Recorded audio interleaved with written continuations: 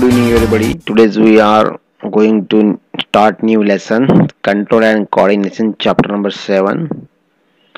In the previous chapter we look at life process involved in maintenance function in living organism.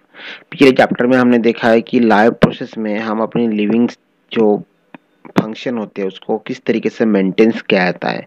There we have start with a notion we all have that we have something moving. It is alive.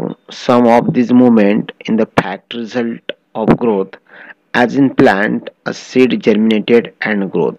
तो इस lesson में देखना हमको कि living things किस तरीके से अपना वर्क करते हैं. तो हम जनरली बोलते हैं कि इट इज लिविंग, मतलब कि कुछ ना कुछ मूवमेंट वो करता है, मूविंग करता है. समझो कि ग्रोथ होती है, प्लांट जो है अपना सीड जर्मिनेट करता है, तो इसको हम बोलेंगे कि it is a living thing.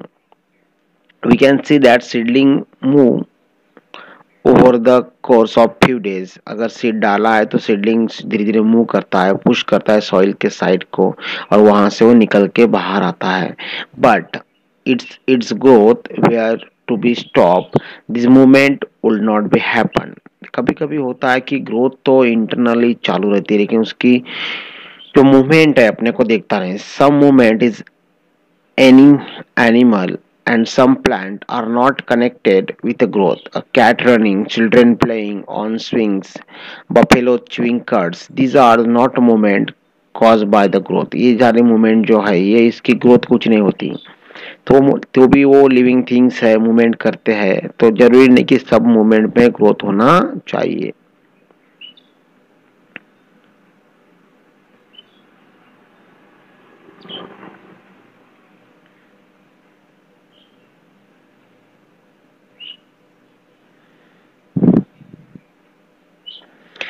Why do we associate such visible movement with life? A possible answer is that we think movement as response to change in environment of organism. तो movement का मतलब ही क्या है? Movement मतलब एक तरीके से response है. कौन सी चीज का रिस्पॉन्स है? तो change in movement, change in environment, in environment change of the organism. तो समझ लेना कि कुछ इन्वायरमेंट चेंज होता है तो वो मूवमेंट ऑर्गेनिज्म करना चाहिए. Cat may be running because it has seen a mouse. किसी माउस को देख लिया कैट ने तो उसके पीछे भाग रही हो.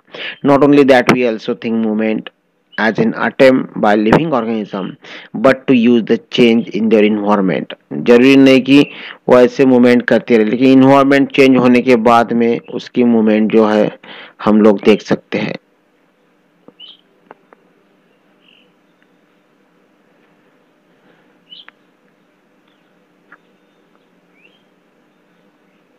बहुत सारे मूवमेंट यहाँ पे दी हुई है कि देखो, जैसे कि become a part this the movement response environment carefully control each kind of change environment evoke the appropriate movement in response. जैसे इन्वायरमेंट चेंज होता है उसके तहत अप्रोप्रिएट मूवमेंट हम लोगों को वहाँ पे देनी पड़ती है. When we want to talk our friend in class we spur rather than the shooting loudly. Clearly the movement to be the made dependent on the event that triggers it. जैसे कि अपने को कुछ बात करनी तो हम लोग शाउटिंग कम करते हैं, तो फोकस करते हैं कि बात एक दूसरे को सुनना चाहिए. तो ये उस वर्क पे डिपेंड करता है किस तरीके से मूवमेंट ट्रिकल करेगा. Therefore such control movement must be connected to the recognised various event in the environment followed by only correct movement in response. In other words, living organism must use system providing control and coordination. तो correct movement देना बहुत जरूरी है. कि movement समझ लेना तुम लोग कि देखो, जैसे कि वो चूही मुही का प्लांट बोलते, इसको मिमोसा नाम है अपने साइंस में. उसको हाथ लगाएंगे तो उसके पत्ते ऐसे समेट जाते हैं, जैसे कि सोते हुए अपने को नजर आते हैं. तो ये एक तरीके का मूवमेंट है. अपना हाथ किसी हॉट चीज को लगे तो हम जल्दी उसको वहां से रिप्लेस करते हटाते हैं. तो ये अपनी मूवमेंट है. तो स्टिमुली जो मिलती है अपने को, स्टिमुली मतलब कि जो अपने ब्रेन की तरफ जाना, वो एक संकेत मिलता है. उस संकेत के तहत हम उसको रिस्पॉन्स देते हैं क्विकली. तो स्टिमुली एंड रिस्पॉन्स से इम्पोर्टेंट थिंग्स अपने को कंट्रोल एंड कोऑर्डिनेशन को मेंटेन रखने के लिए जरूरी रहता है. Specialised tissue are use to provide this control and coordination activity. तो अपने बॉडी में स्पेशलाइज्ड टिश्यू भी रहते हैं कि ये कंट्रोल एंड कोऑर्डिनेशन अपने बॉडी में करने के लिए। तो एनिमल नर्वस सिस्टम में पहला अपना कंटेंट है इस लेसन का, उसको हम देखेंगे।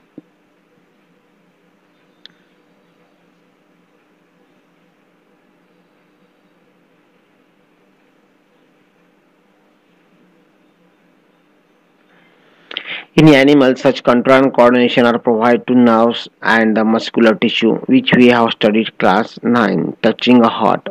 देखा हम लोगों ने 9 क्लास में कि जो नर्वस सिस्टम्स है और मस्कुलर टिश्यू है उससे अपना बॉडी का कंट्रोल एंड कोऑर्डिनेशन चलता है। Object is an urgent and dangerous situation for us, we need to detect it and response to it. How do we detect that are touching a hot object? All information from our environment is detected by specialized tips, some nerve cell। तो हम जो environments में जैसे cold है, hot है, dangerous है, वो सब डिटेक्ट करते रहते हैं अपने बॉडी से, अपने पिछले ऑर्गन से। This receptor are usually located on our sense organ. ये जो रिसेप्टर है जो अपने को डिटेक्ट करते हैं इतना सारा इन्वायरमेंट का चेंज, तो ये अपने बॉडी में जो ऑर्गन है उसमें लोकेट रहते हैं, such as the inner ear, the nose, the tongues and so on. Gustatory receptor will detect taste while the olfactory receptor detect the smell. ये जो है कोई टेस्ट का तो कोई स्मेल का, सब अपने बॉडी के अंदर में ये प्रेजेंट रहते हैं। The information acquire at the end dendritic tips और नर्व सेल। तो ये देखो ये जो नर्व सेल है उसके डेंट्रिक्स पूरे बॉडी में फैले रहते हैं, वही अपने को इंफॉर्मेशन देते हैं। Sets of the chemical reaction that create the electrical impulse. This impulse travel from the dendrite to the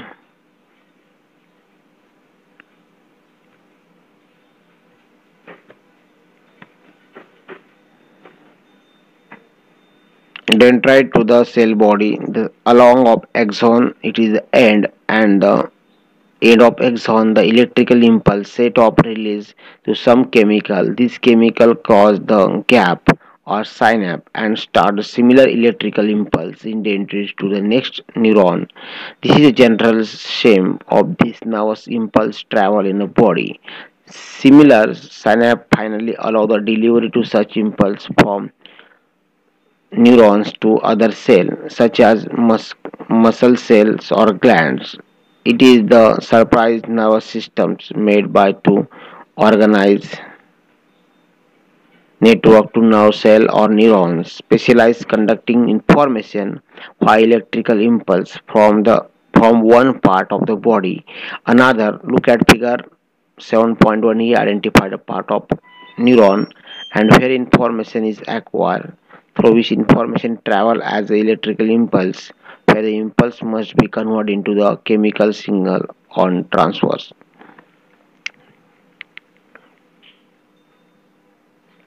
तो यहाँ पे देखो कि ये जो डेंट्रीज है वो अपने बॉडी के जो ऑर्गन्स है वहाँ रहते हैं सिचुएटेड, तो वहाँ से वो इंफॉर्मेशन कलेक्ट करते हैं और ये नर्व्स एंडिंग से वो सेल की तरफ पहुँचाते हैं। ये जो दोनों के बीच में जो गैप दिख रहे थे उनको उसको एक्सॉन कहते हैं। यहाँ पे साइनअप रहता है, मतलब ये इंफॉर्मेशन को टर्म बाय टर्म आगे पहुँचाते हैं और ये एक नर्व्स इंफॉर्मेशन दूसरे नर्व्स को देता है। ये एक्सॉन्स है, ये मस्कुलर फाइबर है। तो यहाँ पे देखो ये जो कैपिलरी दिख रहे हैं, कैपिलरीज को ये डेंट्रीज अटैच रहते हैं, ये जंक्शन बोलते हैं इसको, काय का न्यूरोमस्कुलर जंक्शन बोलते हैं। तो इस तरीके से इंफॉर्मेशन को आगे आगे बढ़ाते हैं और वो इंफॉर्मेशन अपने ब्रेन की तरफ जाते हैं और ब्रेन से अपने को रिस्पॉन्स मिलता है। इसको डिटेल्स हम आगे के जो वीडियोज है उसमें देखेंगे। ओके, तो समझ में आ गया आपको कि जो इंफॉर्मेशन है ह्यूमन बीइंग के अंदर में या किसी एनिमल के अंदर में वो किस तरीके से आगे आगे जाती है।